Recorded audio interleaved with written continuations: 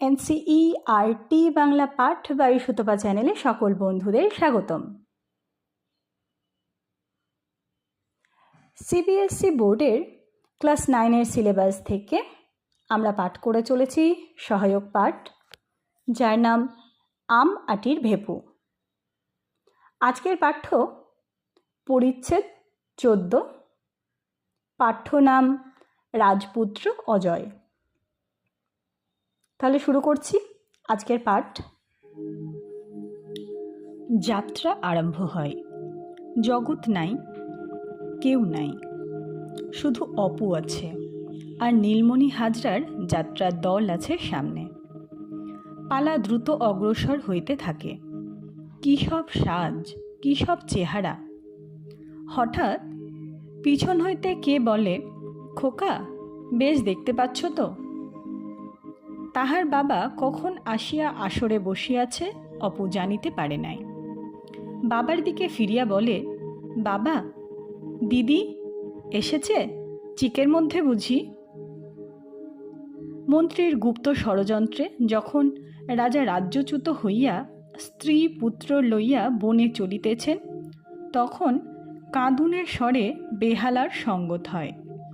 তারপর রাজা করুণ রস বহুক্ষণ জমাইয়া রাখিবার জন্য স্ত্রী পুত্রের হাত ধরিয়া এক এক পা করিয়া থামেন আর এক এক পা অগ্রসর হইতে থাকেন। সত্যকার জগতে কোনো বনবাস গমনোদ্যত রাজা নিতান্ত অপ্রকৃতস্থ না হইলে একদল লোকের সম্মুখে সেরূপ করে না। বিশ্বস্ত রাজসেনাপতি রাগে এমন কাঁপেন যে মৃগী রোগগ্রস্ত রোগীর পক্ষেও তাহা হিংসার বিষয় হইবার কথা। অপু অপলক চোখে চাহিয়া বসিয়া থাকে। মুগ্ধ বিস্মিত হইয়া যায়। এমন তো সে কখনো দেখে নাই।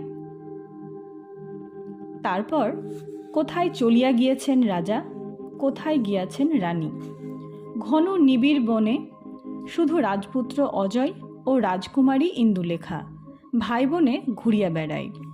কেহ নাই যে তাহাদের মুখের দিকে চায়, কেহ নাই যে নির্জন বনে তাহাদের পথ দেখাইয়া লইয়া চলে। ছোট ভাইয়ের জন্য ফল আনিতে একটু দূরে চলিয়া যাইয়া ইন্দুলেখা আর ফেরে না। অজয় বনের মধ্যে বনকে খুঁজিয়া বেড়ায়। তারপর নদীর ধারে হঠাৎ খুঁজিয়া পায় ইন্দুলেখার মৃতদেহ। ক্ষুধার তাড়নায় বিষফল খাইয়া সে মরিয়া গিয়াছে। অজয়ের করুণ গান, কোথা ছেড়ে গেলি এ বন, কান্তারে প্রাণপ্রিয় প্রাণ সাথীরে, শুনিয়া অপু এতক্ষণ অপলক চোখে চাহিয়াছিল, আর থাকিতে পারে না, ফুলিয়া ফুলিয়া কাঁদে। কলিঙ্গরাজের সহিত বিচিত্রকেতুর যুদ্ধে তলোয়ার খেলা কি ভীষণ! যায় বুঝি ঝাড়গুলো গুঁড়ো হয়, নয়তো কোনো হতভাগ্য দর্শকের চোখ দুটি বুঝি বিঁধিয়া যায়। রব ওঠে, ঝাড় সামলে, কিন্তু অদ্ভুত যুদ্ধ কৌশল, সব বাঁচাইয়া চলে। ধন্য বিচিত্রকেতু। মধ্যে অনেকক্ষণ ধরিয়া জুড়ির দীর্ঘ গান ও বেহালার কষ্টতের সময় অপুকে তাহার বাবা ডাকিয়া বলে, ঘুম পাচ্ছে, বাড়ি যাবি খোকা? ঘুম? সর্বনাশ! না, সে বাড়ি যাইবে না। বাহিরে ডাকিয়া তাহার বাবা বলে, এই 2 পয়সা রাখো বাবা, কিছু কিনে খেও, আমি বাড়ি গেলাম। অপুর ইচ্ছে হয় সে 1 পয়সার পান কিনিয়া খায়। পানের দোকানের কাছে কিসের অত্যন্ত ভিড় দেখিয়া অগ্রসর হইয়া দেখে অবাক কাণ্ড। সেনাপতি বিচিত্রকেতু হাতিয়ার বন্ধ অবস্থায় সিগারেট কিনিয়া শোঁ শোঁ টানিতেছেন। তাহাকে ঘিরিয়া রথযাত্রার ভিড়। আবার আশ্চর্যের উপর আশ্চর্য। রাজকুমার অজয় কোথা হইতে আসিয়া বিচিত্রকেতুর কনুইয়ে হাত দিয়া বলে, 1 পয়সার পান খাওয়াও না কিশোরীদা। রাজপুত্রের প্রতি সেনাপতির বিশ্বস্ততার কোনো নিদর্শন দেখা গেল না। হাত ঝাড়া দিয়া বলিল, যা, অত পয়সা নেই। ওবেলার সাবানখানা যে দুজনে মাখলে, আমাকে কি বলেছিলে? রাজপুত্র পুনরায় বলিল, খাওয়াও না কিশোরীদা, আমি বুঝি কখনো কিছু দিইনি তোমাকে। বিচিত্রকেতু হাত ছাড়াইয়া চলিয়া গেল। অপরে সমবয়সী হইবে, টুকটুকে বেশ দেখিতে, গানের গলা বড় সুন্দর। অপু মুগ্ধ হইয়া তাহার দিকে চাহিয়া থাকে, বড় ইচ্ছা হয় আলাপ করিতে। হঠাৎ সে কিসের টানে সাহসী হইয়া আগাইয়া যায়, একটু লজ্জার সঙ্গে বলে, পান খাবে? অজয় একটু অবাক হয়, বলে, তুমি খাওয়াবে? নিয়ে এসো না। দুজনে ভাব হইয়া যায়। ভাব বলিলে ভুল হয়, অপু মুগ্ধ অভিভূত হইয়া যায়। ইহাকেই সে এতদিন মনে মনে চাহিয়া আসিয়াছে, এই রাজপুত্র অজয়কে। তাহার মায়ের শত রূপকথার কাহিনীর মধ্যে দিয়া, শৈশবের শত স্বপ্নময়ী মুগ্ধ কল্পনার ঘোরে তাহার প্রাণ ইহাকেই চাহিয়াছে, এই চোখ, এই মুখ, এই গলার স্বর। ঠিক সে যাহা চায় তাহাই। অজয় জিজ্ঞাসা করে, তোমাদের বাড়ি কোথায় ভাই? আমাকে একজনদের বাড়ি খেতে দিয়েছে, বড্ড বেলায় খেতে দেয়। তোমাদের বাড়িতে খায় কে ভাই? খুশিতে অপুর সারা গা রোমাঞ্চিত হইয়া ওঠে। সে বলে, ভাই, আমাদের বাড়িতে একজন খেতে যায়, সে আজ দেখলাম ঢোলক বাজাচ্ছে। তুমি কাল থেকে যেও, আমি এসে ডেকে নিয়ে যাব। ঢোলকওয়ালা না হয় তুমি যে বাড়িতে আগে খেতে সেখানে যাবে। খানিকক্ষণ দুজনে এদিক ওদিক বেড়াইবার পর অজয় বলে, আমি যাই ভাই, শেষ সিনে আমার গান আছে। শেষ রাত্রের দিকে যাত্রা ভাঙিলে অপু বাড়ি ফেরে। পথে আসিতে আসিতে যে যেখানে কথা বলে তাহার মনে হয় যাত্রার একটু হইতেছে। দিদি জাগিয়া জিজ্ঞাসা করে, ও অপু, কেমন যাত্রা শুনিলি? অপুর মনে হয় গভীর জ্ঞানশূন্য বনের মধ্যে রাজকুমারী ইন্দুলেখা কি বলিয়া উঠিল। কিসের যে ঘোর তাহাকে পাইয়া বসিয়াছে। মহা খুশির সহিত সে বলে, অজয় যে সেজেছিল, মা, কাল থেকে সে আমাদের বাড়ি খেতে আসবে। তাহার মা বলে, দুজন খাবে নাকি? দুজনকে কোত্থেকে? অপু বলে, তা না হয় একজন চলে যাবে, শুধু অজয় খাবে। দুর্গা বলে, বল না কেমন যাত্রা রে অপু? এমন কখনো দেখিনি। কেমন গান করলে যখন সে রাজকন্যা মরে গেল। অপু তো রাত্রে ঘুমের ঘোরে চারিধারে যেন বেহালার সঙ্গীত শোনে। একটু বেলায় তাহার ঘুম ভাঙে। শেষ রাত্রে ঘুমাইয়াছে, তাও তৃপ্তির সঙ্গে ঘুমায় নাই। সূর্যের তীক্ষ্ণ আলোয় চোখে যেন সূচ বেঁধে, চোখে জল দিলে জ্বালা করে, কিন্তু তাহার কানে একটা বেহালা, ঢোল, মন্দিরার ঐক্যতান যেন তখনও বাজিতেছে। তখনও যেন সে যাত্রার আসরেই বসিয়া আছে। ঘাটের পথে যাইতে পাড়ার মেয়েরা কথা বলিতে বলিতে যাইতেছে। অপুর মনে হইল, কেহ ধীরাবতী, কেহ কলিঙ্গ দেশের মহারানী, কেহ রাজপুত্র অজয়ের মা বসুমতী।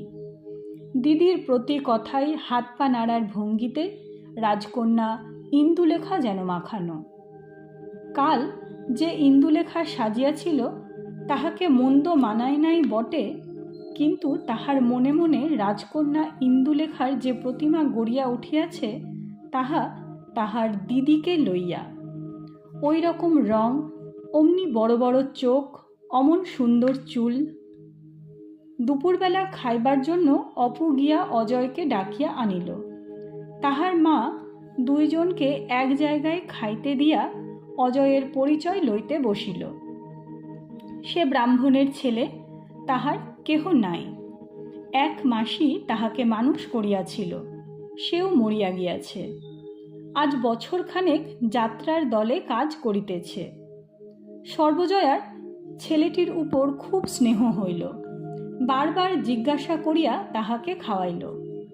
খাওয়াইবার উপকরণ বেশি কিছু নাই, তবু ছেলেটি খুব খুশির সঙ্গে খাইল। তাহার পর দুর্গা মাকে চুপি চুপি বলিল, মা, ওকে সে কালকের গানটা গাইতে বলো না। সেই কোথা ছেড়ে গেলি এ বন কান্তারে, প্রাণপ্রিয় প্রাণসখীরে। অজয় গলা ছাড়িয়া গানটা গাহিল। অপু মুগ্ধ হইয়া গেল। সর্বজয়ার চোখের পাতা ভিজিয়া আসিল। আহা, এমন ছেলের মা নাই। তাহার পর সে আরও গান গাহিল। সর্বজয়া বলিল, বিকেলে মুড়ি ভাজব, তখন এসে অবশ্যই করে মুড়ি খেয়ে যেও, লজ্জা করো না যেন। যখন খুশি আসবে, আপনার বাড়ির মতো, বুঝলে। অপু তাহাকে সঙ্গে করিয়া নদীর দিকে বেড়াইতে গেল। সেখানে অজয় বলিল, ভাই, তোমার তো গলা বড় মিষ্টি, একটা গান গাও না। অপুর খুব ইচ্ছে হইল ইহার কাছে গান গাহিয়া সে বাহাদুরি লইবে, কিন্তু বড় ভয় করে। এ একজন যাত্রা দলের ছেলে, এর কাছে তার গান গাওয়া। নদীর ধারে বড় শিমুল গাছটার তলায় চলা চলতির পথ হইতে কিছু দূরে বাঁশঝোপের আড়ালে দুজন বসে। অপু অনেক কষ্টে লজ্জা কাটাইয়া একটা গান ধরে। শ্রীচরণে ভার একবারে গা তোলহে অনন্ত, দাশুরায়ের পাঁচালির গান। বাবার মুখে শুনিয়া সে লিখিয়া লইয়াছে। অজয় অবাক হইয়া যায়, বলে, তোমার এমন গলা ভাই, তা তুমি গান শেখো না কেন? আর একটা গান গাও। অপু উৎসাহিত হইয়া আর একটা ধরে। খেয়ার আসে বসিরে, মন ডুবিল বেলা খেয়ার ধারে। তাহার দিদি কোথা হইতে শিখিয়া আসিয়া গাহিত। সুরটা বড় ভালো লাগায় অপু তাহার কাছ হইতে শিখিয়া লইয়াছিল। বাড়িতে কেহ না থাকিলে মাঝে মাঝে গানটা তাহারা দুজনে গাহিয়া থাকে। গানটা শেষ হইলে অজয় প্রশংসায় উচ্ছ্বসিত হইয়া উঠিল। বলিল, এমন গলা থাকলে তো যে কোনো দলে ঢুকলে 15 টাকা করে মাইনে সেধে দেবে বলছি তোমায়। এর উপর যদি শেখো। বাড়িতে কেহ না থাকিলে দিদির সামনে গাহিয়া অপু কতদিন জিজ্ঞাসা করিয়াছে, হ্যাঁ দিদি, আমার গলা আছে, গান হবে? দিদি তাহাকে বরাবর আশ্বাস দিয়া আসিয়াছে, কিন্তু সে আশ্বাস যতই আশাপ্রদ হউক, আজ একজন খাস যাত্রাদলের নামকরা মেডেলওয়ালা গায়কের মুখে এ প্রশংসার কথা শুনিয়া আনন্দে অপু কি উত্তর করিবে ঠাহর করিতে পারিল না। বলিল, তোমার ওই গানটা আমায় শেখাও না ভাই। তাহার পর দুইজনে গলা মিলাইয়া সেই গানটা গাহিল। অজয় অনেক মনের কথা বলিয়া ফেলিল। এমন সাথী তাহার আর জুটে নাই। সে প্রায় 40 টাকা জমাইয়াছে। আর একটু বড় হইলে সে দল ছাড়িয়া দিবে। অধিকারী বড় মারে। সে আশুতোষ পালের দলে যাইবে। সেখানে বড় সুখ। রোজ রাত্রে লুচি, না খাইলে 3 আনা পয়সা খোরাকি দেয়। এ দল ছাড়িলে সে আবার অপুদের বাড়ি আসিবে ও সেই সময় কিছুদিন থাকিবে। বৈকালের কিছু আগে অজয় বলিল, চলো ভাই, আজ আবার এক্ষুনি আসর হবে, সকাল সকাল ফিরি। যদি পরশুরামের দর্পসংহার হয় তবে আমি নিয়তি সাজব। দেখো কেমন একটা সুন্দর গান আছে। আরও 3 দিন যাত্রা হইল। গ্রামশুদ্ধ লোকের মুখে যাত্রা ছাড়া আর কথা নাই। পথে ঘাটে মাঠে গাঁয়ের মাঝি নৌকা বাহিতে বাহিতে, রাখাল গরু চড়াইতে চড়াইতে যাত্রাপালার নতুন শেখা গান গায়। গ্রামের মেয়েরা দলের ছেলেদের বাড়ি ডাকাইয়া যাত্রার যে গান ভালো লাগিয়াছে তাহার মুখে সে গান ফরমাইশ করিয়া শুনিতে লাগিলেন। অপু আরও 3-4টা নতুন গান শিখিয়া ফেলিল। একদিন সে যাত্রা দলের বাসায় অজয়ের সঙ্গে গিয়াছে। সেখানে তাহাকে দলের সকলে মিলিয়া ধরিল, একটা গান গাহিতে হইবে। সেখানে সকলে অজয়ের মুখে শুনিয়াছে যে সে খুব ভালো গান গাহিতে পারে। অপু বহু সাধ্য সাধনার পর নিজের বিদ্যা ভালো করিয়া জাহির করিবার খাতিরে একটা গাহিয়া ফেলিল। সকলে তাহাকে ধরিয়া অধিকারীর নিকট লইয়া গেল। সেখানেও তাহাকে একটা গাহিতে হইল। অধিকারী কালো রঙের ভুঁড়িওয়ালা লোক, আসরে জুড়ি সাজিয়া গান করে। গান শুনিয়া বলিল, এসো না খোকা, দলে আসবে? অপুর বুকখানা আনন্দে গর্বে 10 হাত হইল। আরও সকলে মিলিয়া তাহাকে ধরে, এসো চলো, তোমাকে আমাদের দলে নিয়ে যাই। অপুর তো ইচ্ছে সে এখনই যাই। যাত্রা দলে কাজ করা যে মনুষ্য জীবনের চরম উদ্দেশ্য, সে কথা এতদিন সে কেন জানিত না? ইহাই তো আশ্চর্যের বিষয়। সে গোপনে অজয়কে বলিল, আচ্ছা ভাই, এখন যদি আমি দলে যাই আমাকে কি শাস্তি দেবে? অজয় বলিল, এখন এই সখী টখী কি বালকের পার্ট এই রকম, তারপর ভালো করে শিখলে। অপু সখী সাজিতে চায় না। জরির মুকুট মাথায় সে সেনাপতি সাজিয়া তলোয়ার ঝুলাইবে, যুদ্ধ করিবে। বড় হইলে সে যাত্রার দলে যাইবেই। উহাই তাহার জীবনের ধ্রুব লক্ষ্য।